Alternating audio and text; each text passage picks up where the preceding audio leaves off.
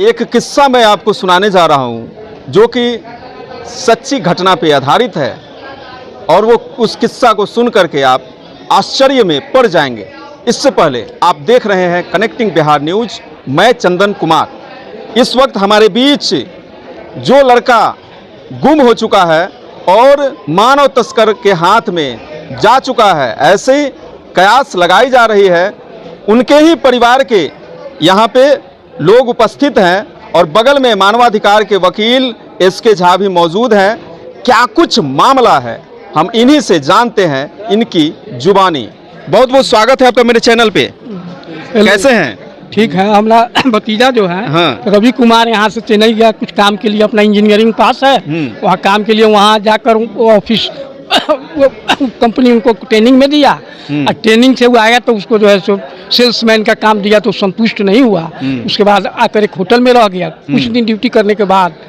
वहाँ से फ़ोन किया 5 तारीख के 5/3 मतलब 2024 के, और उसके बाद से उसका पता नहीं है। तो हम लोग को शंका है कि हो सकता है उसको किसी गिरोह या कोई तस्कर या कहीं गुम कर दिया गया।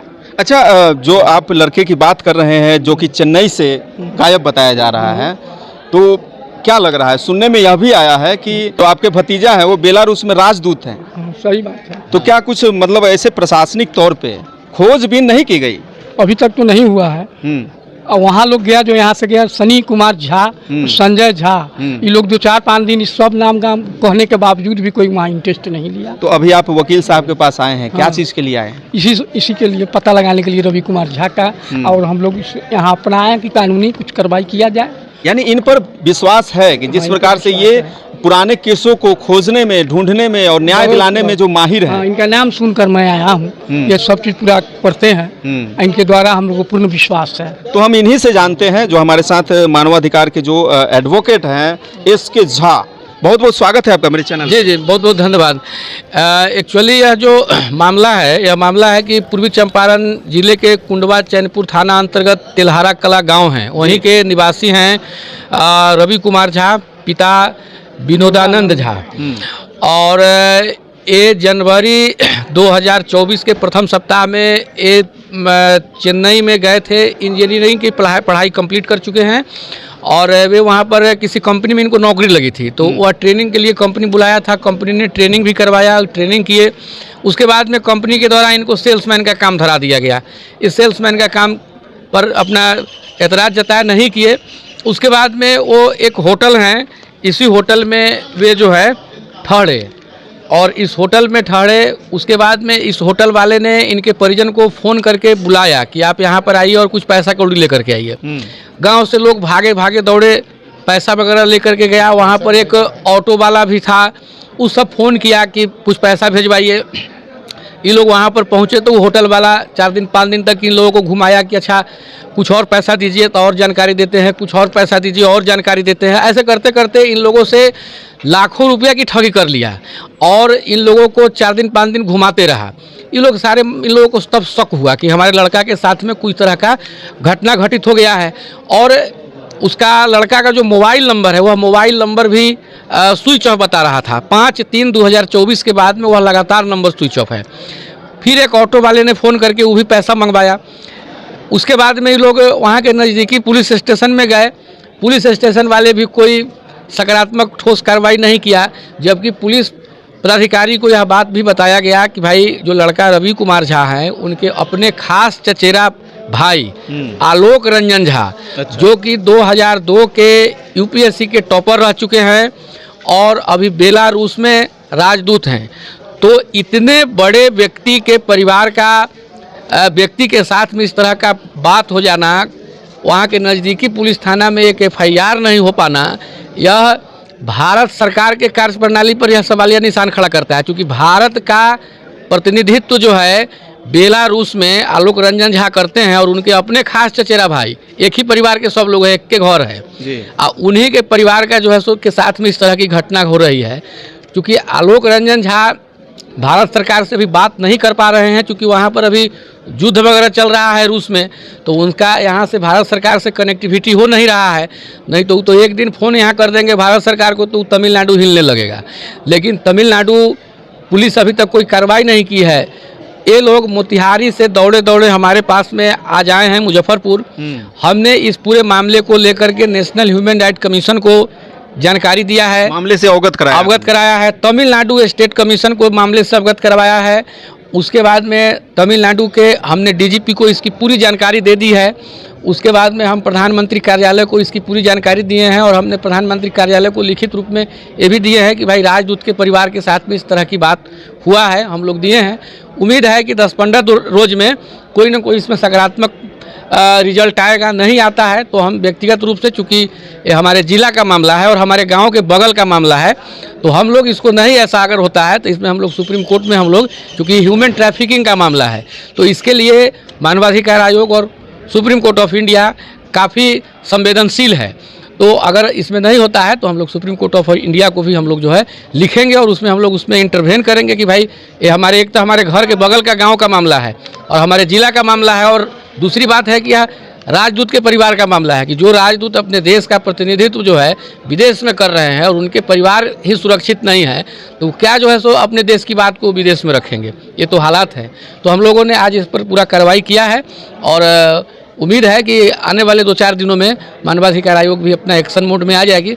मामले से तमिलनाडु सरकार से लेकर के दिल्ली NHRC, प्रधानमंत्री कार्यालय, सबको जानकारी इस बात की हो चुकी है। क्या लग रहा है कि तमिलनाडु में ये सारी मामले घटित हुए और वहाँ के प्रशासन जो है इसमें इंटरेस्ट नहीं ली, FIR तक दर्ज नहीं की, तो ये क्या चीज़ की तरफ इंगित कर रहा है ये सारे मामलों को? देखिए, तमिलनाडु श्रीलंका से सटा हुआ वो जगह है जी, तो वहाँ पर आज से नहीं, वहाँ पर बहुत वर्षों से वहाँ पर इंटरनेशनल तस्करी का कारोबार वहाँ से होता है। तो हम लोग चूँकि अभी ठोस जगह पर नहीं जा पा रहे हैं। तस्करी में कैसे तस्करी होती है, किस प्रकार की तस्करी? नशा खिलाने के बाद में मतलब वहाँ पर जितने भी यंग लड़के रहते हैं या लड़कियाँ, छोटे छोटे बच्चे, उन लोगों को उस सब जगह पर आपको नशा खुरानी गिरोह सब पूरा सक्रिय रहता है। नशा वगैरह सब करा दिया और उसके मानव शरीर का जो उपयोगी पार्ट सब है जो जल्दी मिलता नहीं है, लीवर है, किडनी है, लंग्स है, इस सब को वो लोग सप्लाई कर देता है। अब बहुत सारा ऐसा मामला है, 1-2 मामला नहीं, ऐसा हजारों में, सैकड़ों में भी नहीं, हजारों में। तो इस तरह से क्या लग रहा है कि संदेह पैदा हो रहा है? बिल्कुल संदेह पैदा हो रहा है। और इसमें यह जो होटल वाला है, यह होटल वाला का पूर्ण भूमिका है, क्योंकि यहीं से आदमी गायब है, यहीं से आदमी, इसी के होटल से ही आदमी गायब है। जांच होनी चाहिए और होटल वाला का अगर जांच होगा तब इसमें यह पकड़ में आएगा कि यह होटल में इसके पहले कितने आदमी ट्रेसलेस हुए हैं। बात यहाँ पर ध्यान देना है। देखिए, यहाँ से बिहार से एक व्यक्ति जा रहा है चेन्नई और इस होटल में रुक रहा है और यह होटल वाले का इस पर इसका पूरा मोबाइल नंबर वगैरह सब कुछ इसका दिया हुआ है। यह होटल वाले के पास में है तो यह होटल वाला को सारा कुछ जानकारी है कि वो आदमी कहाँ है, क्योंकि जो आदमी इसके यहाँ इन कर रहा है, कौन आदमी आउट कर रहा है, इसकी जानकारी सब इस होटल वाले को है, लेकिन यह होटल वाला कुछ बता नहीं रहा है।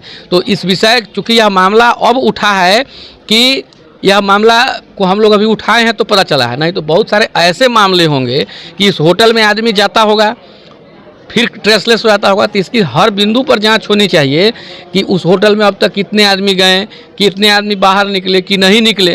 तो अगर ऐसा होता है तो वहाँ पर अगर ह्यूमन ट्रैफिकिंग का ही कार्य अगर होता है तो वहाँ के स्थानीय प्रशासन को ये लोग मेल में करके करता रहा होगा। बिल्कुल। तो इसलिए स्थानीय प्रशासन इस पर कुछ बात नहीं कर रही है, लेकिन अब है कि अभी होटल वाले भी जाएंगे, इसलिए होटल वाले जाएंगे कि हम लोग वैसे मामले को उखाड़ते हैं। जैसे एक मामला था कि 12 साल से मरे हुए दरोगा को हम लोगों ने जिंदा किया, बिल्कुल, और वह दरोगा भागल फिर रहे हैं।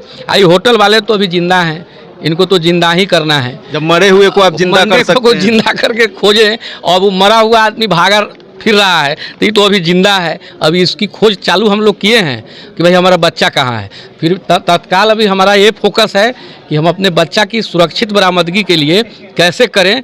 इसके लिए हम लोग जो है ईश्वर से भी प्रार्थना कर रहे हैं कि बच्चा को सुरक्षित रखें, और सरकार से और आयोग से भी हमने गुहार लगाया है कि हमारे बच्चे जो है सुरक्षित जो है सो बरामद हो जाए। इसलिए कि ये लोग भूखे प्यासे एकदम सवेर में ही दौड़े एकदम गांव से आए हैं कि नहीं किसी भी तरीके से बरामदगी कराया जाए। और एक उम्मीद भरी नज़र से भी आए होंगे कि शायद आप इन लोग की जो है इन लोग का इंसाफ कर पाए।